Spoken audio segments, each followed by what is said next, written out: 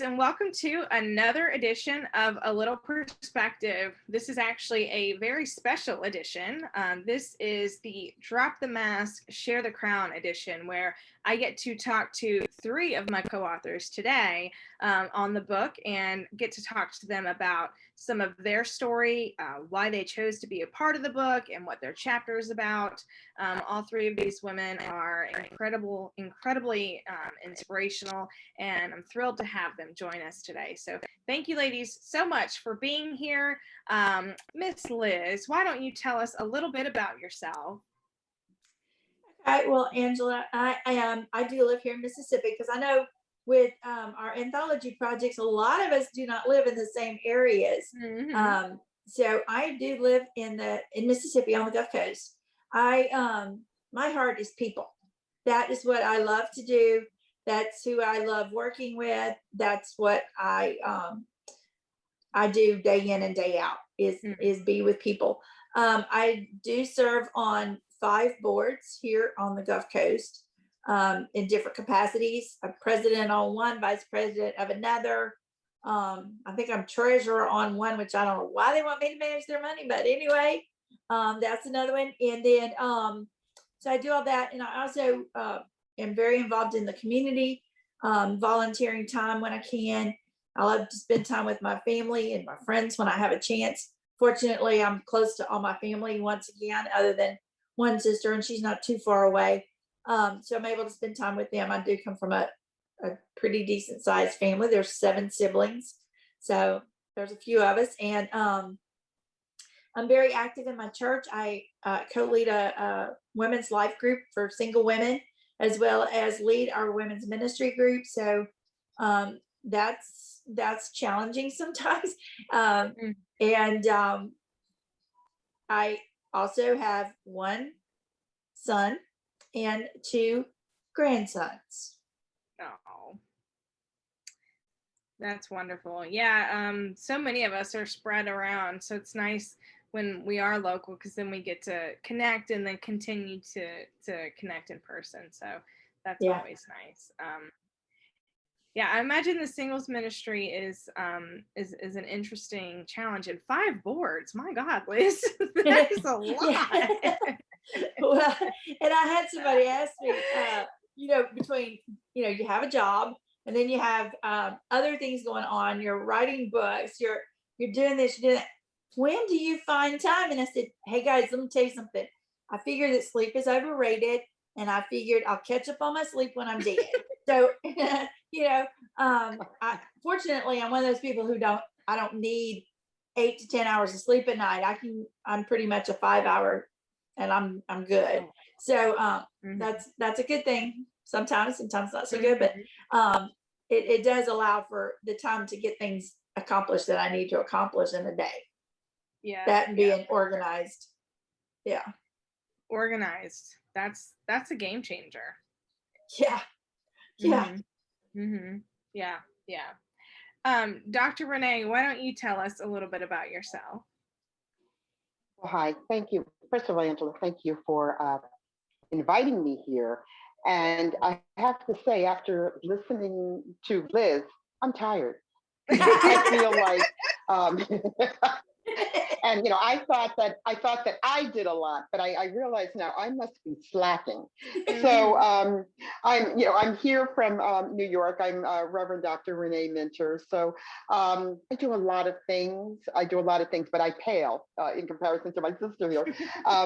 I am a New York-based licensed psychotherapist. I have a faith-based practice. I work within the community and also with a lot of the churches in New York. As you can imagine, we have been impacted very heavily by the COVID. So I do a lot of psychotherapy with that, a lot of grief counseling. I'm also, I serve in my ministry also. I also run non-for-profit organizations. I've been working for many, many, many years with marginalized, the marginalized community. I do a lot of different things, but I think the things that I'm most proud of is being a mother and a grandmother. So my children, my children, they're grown, but my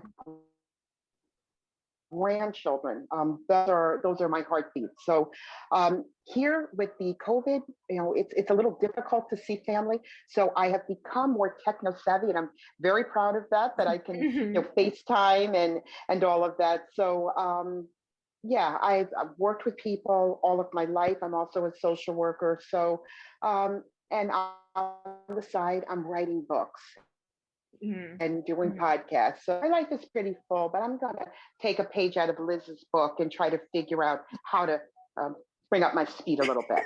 So that's I think you got more than enough. I think you're good, Dr. Renee. Yeah, I think so too. Oh, well, thank you. Thank you. Oh, Miss Bobbie, why don't you tell us a little bit about yourself? Sure. Thanks for having me. And I'm really honored to be on your show again. I live in Minnesota. I'm sure you can hear by my accent where I live. I am a customer relations manager for a home health agency. And what I do during the day is I'm somewhat of a liaison. So I help connect the senior community with services that they need to help them stay in their homes longer and safely.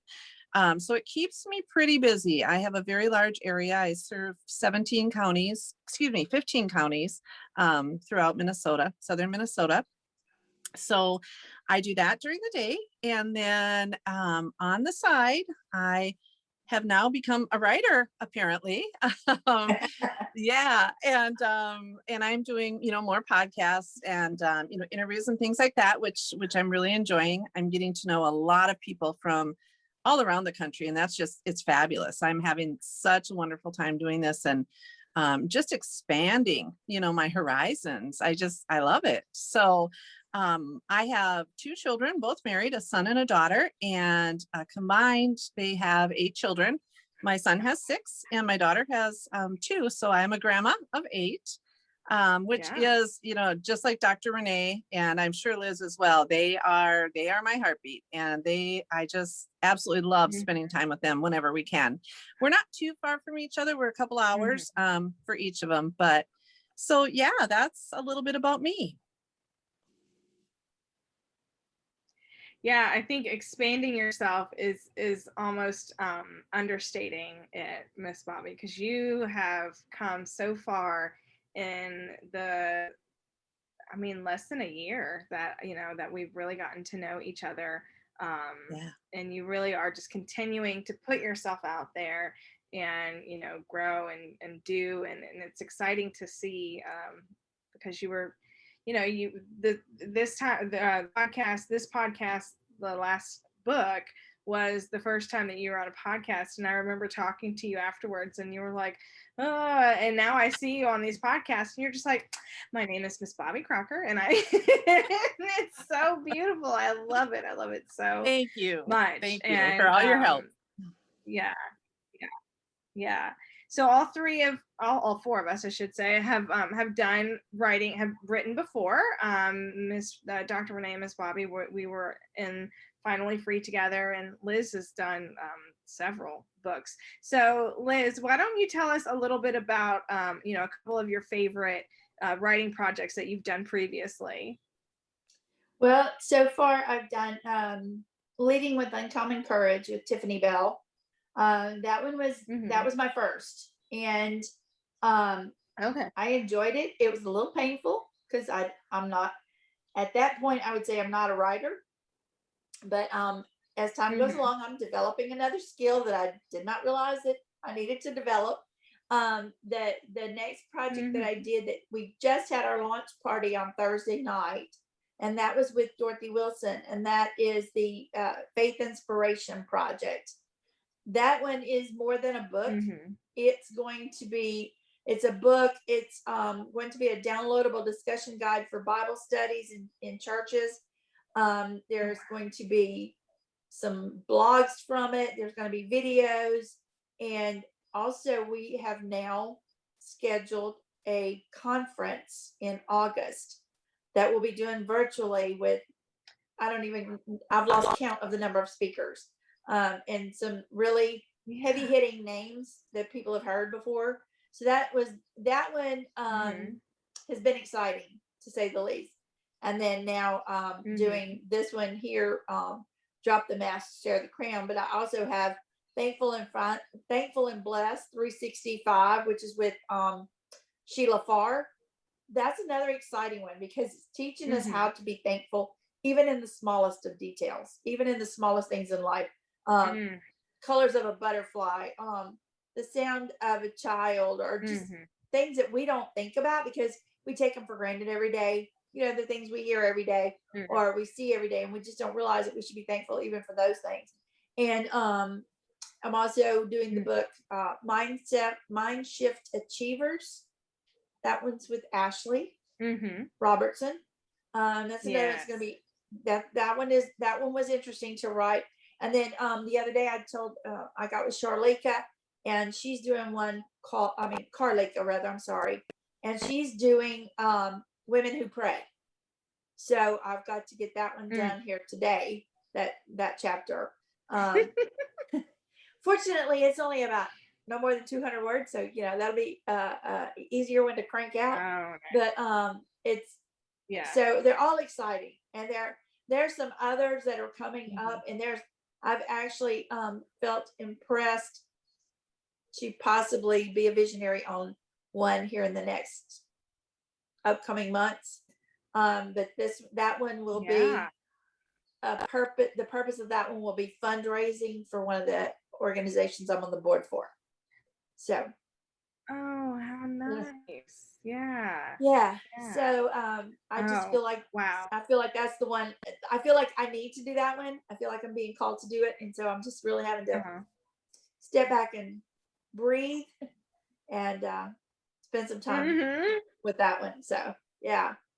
But I think all of them, I mean, I've enjoyed every one. Every project has been different. It's allowed me to meet all of these marvelous, wonderful people across, I mean, even in South Africa. Leading with Uncommon Courage, we have a lady on there that's from South Africa. So we're from all over the globe. This is not just a Mississippi thing. Like Dr. Mincher mentioned to me one day on a private chat. She goes, "How did I end up with all you Mississippi people when I'm from New York?" And I'm like, power of technology. We get around. It's a global thing anymore. So it's wonderful.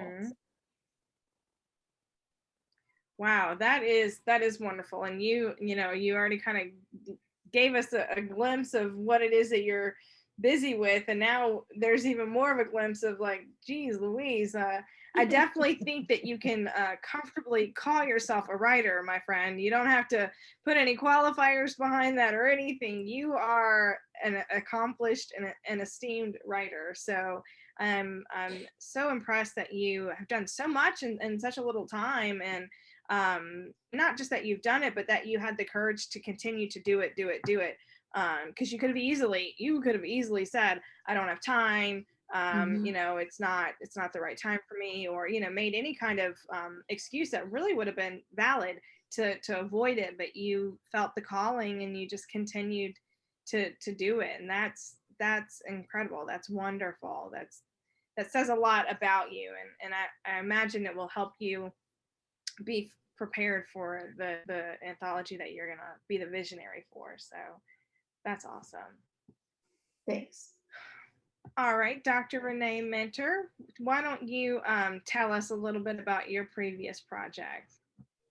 Oh, okay. It started 3 years ago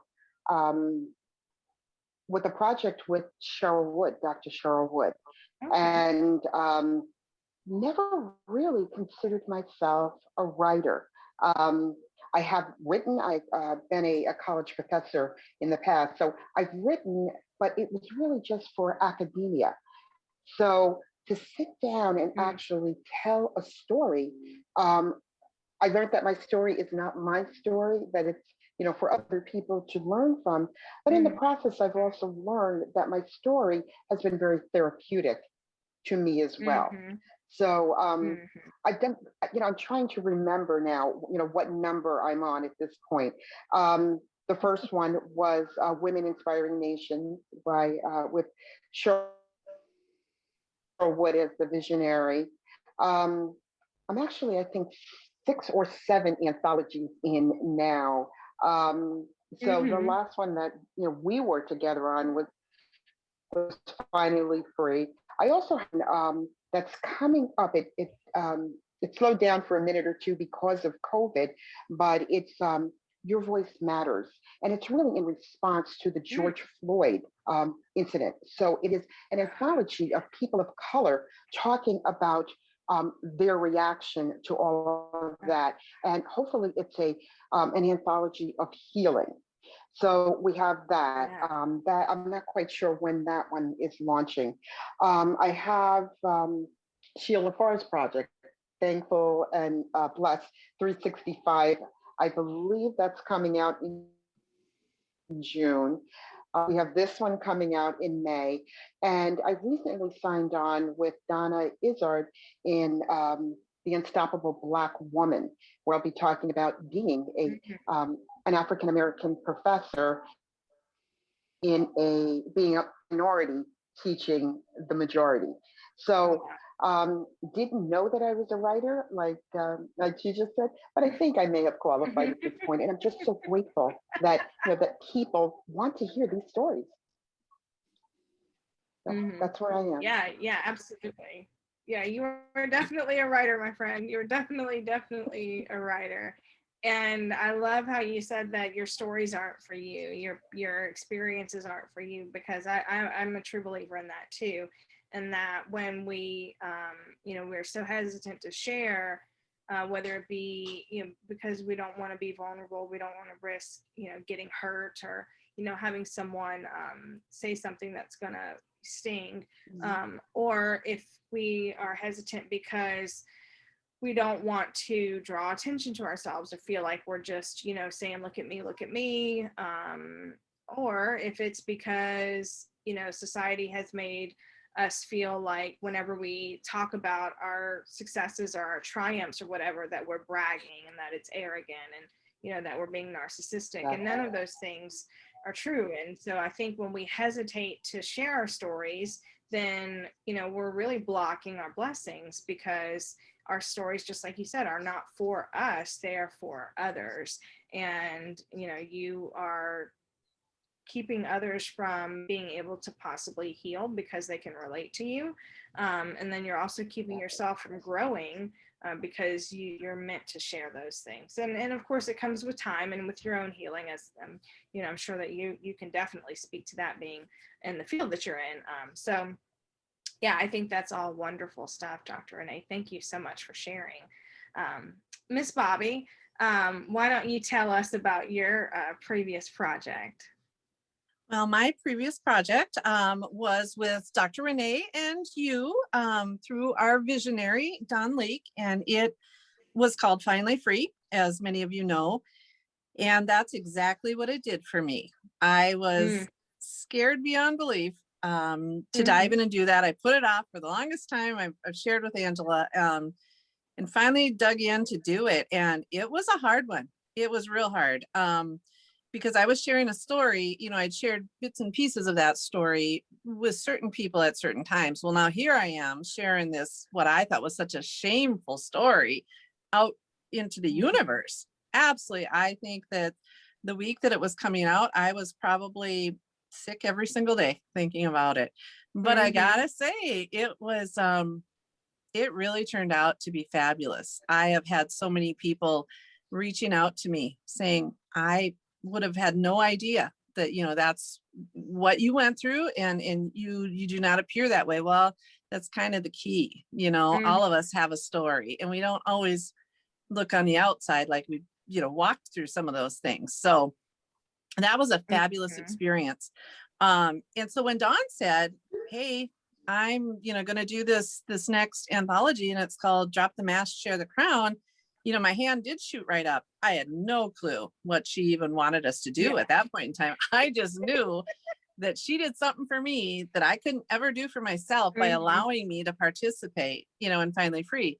And so I hopped on board, and that was a difficult one too, but I'm pretty proud of how it turned out. It's just sharing that part. And I know Mhm.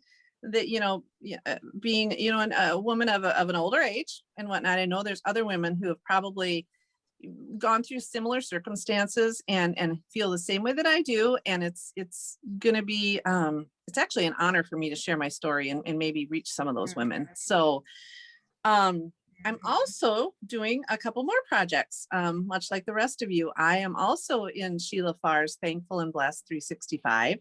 Yes. And again, learned a lot about myself. I just think I'm just going to keep going. And I'm also in Carlika's book, Women Who Pray. So it's like Oh, boom, boom, wow. boom. This year, 2021, even though Mhm. I started in 20, this is kind of a really good year. And I'm just Mhm. having such a wonderful time. And here I am, like Dr. Renee as well, too. I have all these friends now down on the Gulf Coast and, in Mississippi and wherever you guys are. It's like, I'm planning a trip. Mhm. This is going to be fun. So Yeah. that's where Come I'm on at. down. Come on down. It's a little warmer than Mhm. it is in Minnesota. I'm sure. I mean, right now we're thinking it's really warm and it's 50 out there. So, Mhm. Mhm. No. Yeah, Sheila Farr, that woman is Sheila is a gem. She is an absolute gem, and I can't wait. Her gratitude just makes me so grateful myself, and to see her. I'm thrilled for this project that y'all are a part of, because I know that it's really going to touch lives. And I love that, Bobbie. I love that you were like, yeah, I'm in without even knowing, just because you knew what it did for you the last time, and so you knew that it would do the same.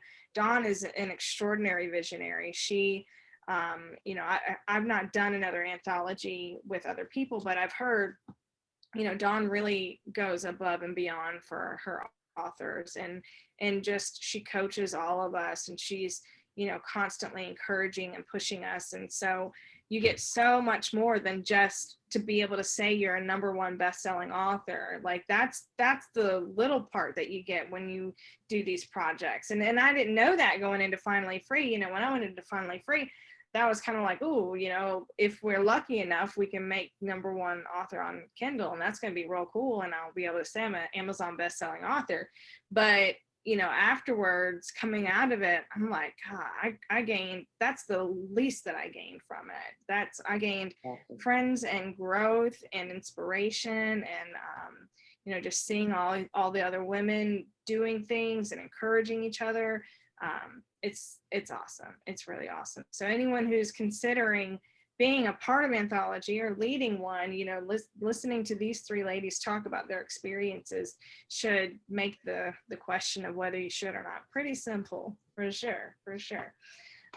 Miss Bobbie, why don't you tell us a little bit about what your chapter in this book is about? Oh my goodness. Well, it's being from Minnesota, living in northern Minnesota. I am a Caucasian woman. I lived in a little tiny town in northern Minnesota, on a farm, a little farm kid. And so diversity was not something that was there every day for me, as you can probably imagine.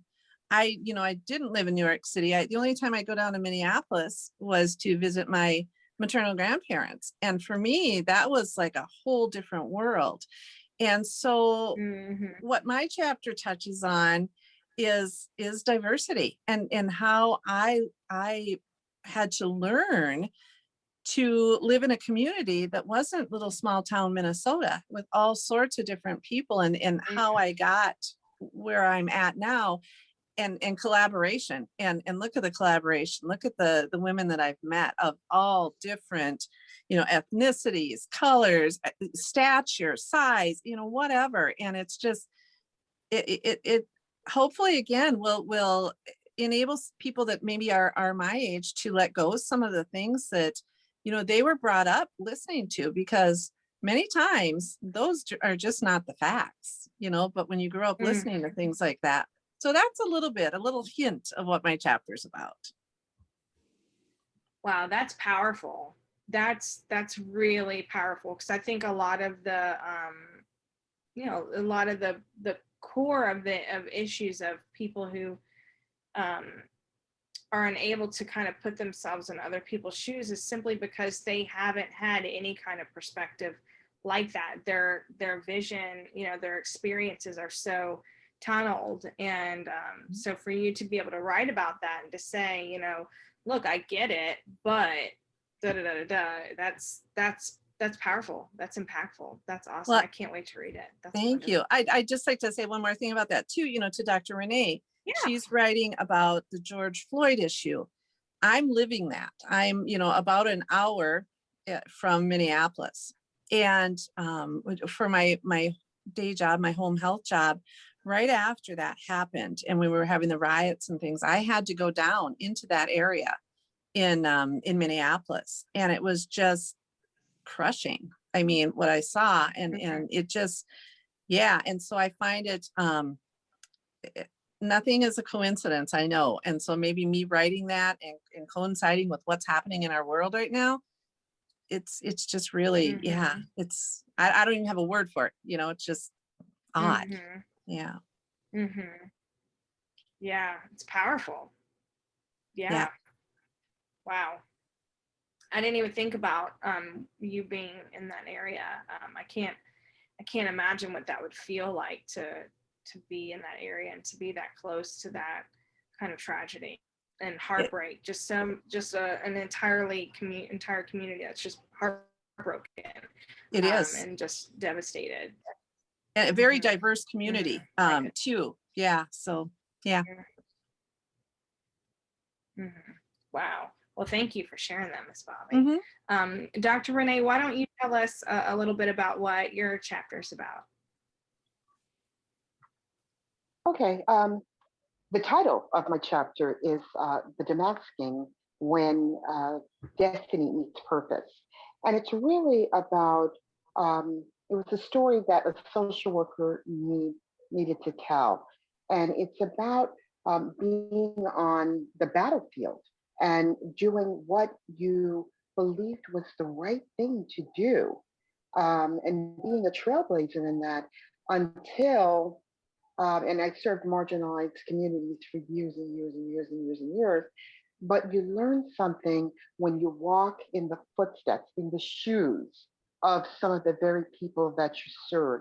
So just by, and as Bobbie said, things are not a coincidence, things are not, happenstance, but I happen to find myself in the same situation, being mistaken for something else.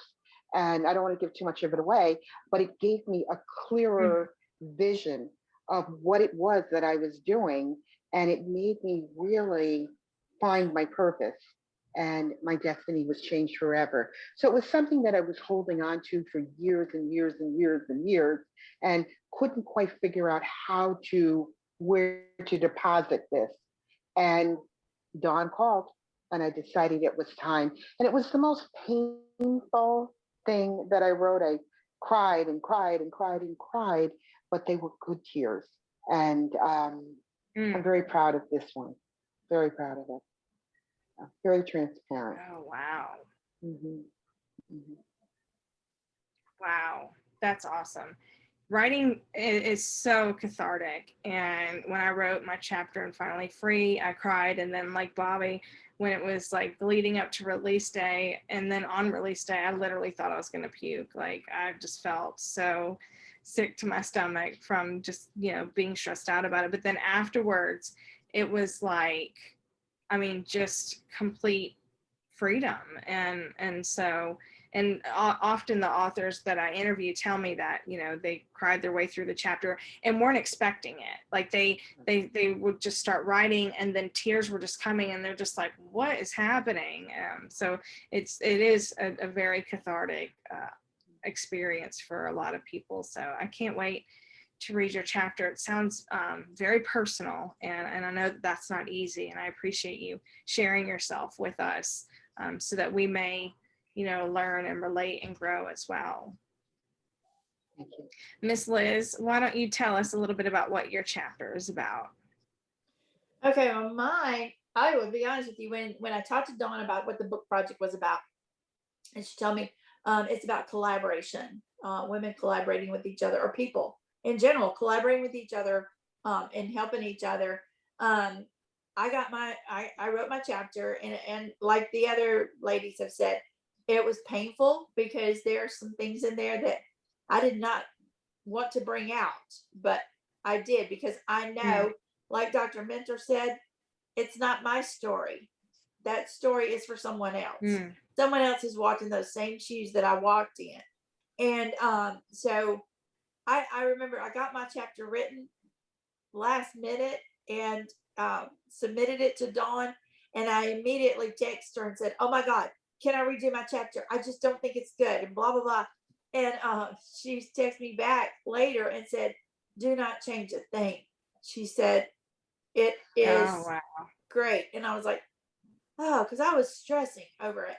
But I'm basically talking about situations in different careers that I've been in, or different jobs that I've had, places where I've had to work with other women, and how I've worked with those who work well with each other, and I've worked with those that are, you're standing around with a knife in your back all the time. You're being stabbed in the back all the time.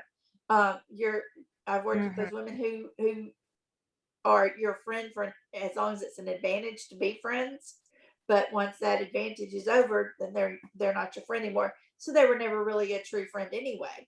So I talk about that in the book, and several instances of that happening.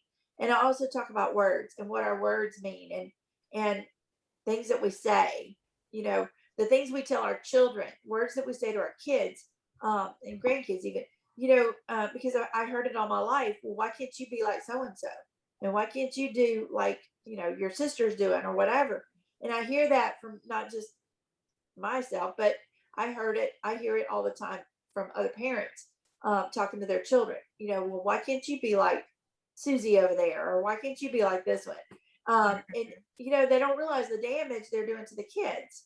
They don't realize the mental anguish it's causing these children. So that was another thing, because of one of the boards that I serve on is the Mental Health Association. So I'm very aware of mental abuse, both verbally, physically, how that happens. And so that's a lot of what my chapter is about. It's about how, overcoming these collaborations that weren't collaboration. It was more like competition. And let's quit competing with each other. Let's drop our mask and share our crowns. Let's help one another, because in the end, we all win if we'll just help one another, to that point. And so that's basically what my chapter is. It's talking about failed collaboration, as well as successful collaborations, and then talking about words, and I tell people to do it. If you're supposed to do something, go do it. Do it scared, right? We all, because believe me, that first book I was scared, and I wasn't too good on the second one, but I'm getting there. So. Yeah, that's Dawn's favorite phrase. Do it scared. I can't count how many times I've heard that phrase directed towards me when I'm complaining about something that I'm hesitant to do. She's a no excuses kind of gal. Just do it scared, and just do it scared. Okay, all right. Yeah.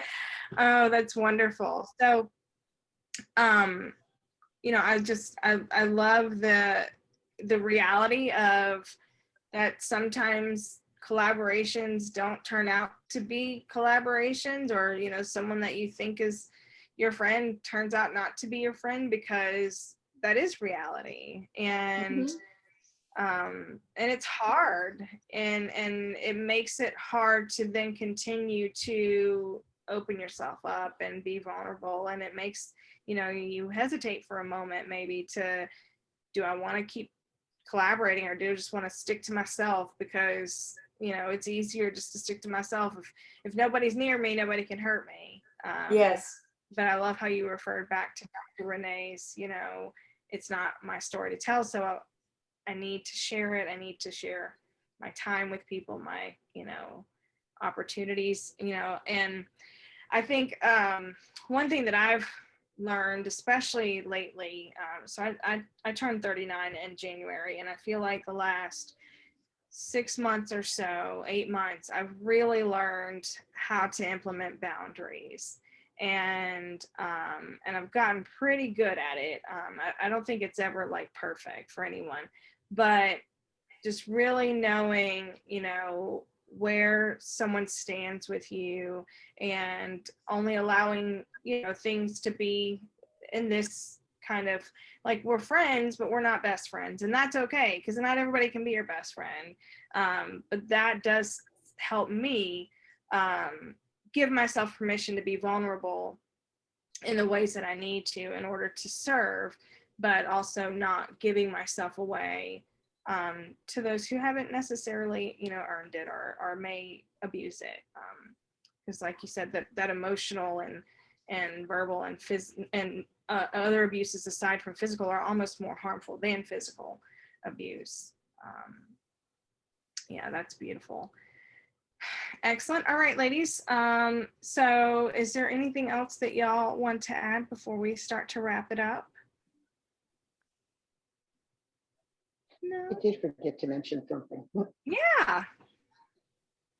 Okay. I actually have a television show that's coming up. I don't know how I forgot to mention that. Just a television show, no big deal.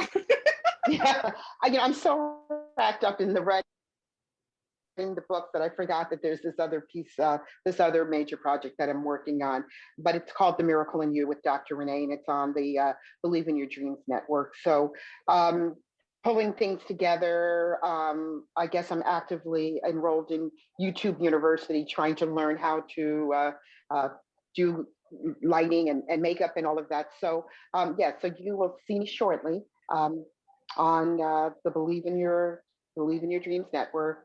Dr. Renee Mincher, The Miracle in You. That's amazing. Why don't you go ahead and tell us the other ways that people can connect with you if they're wanting to?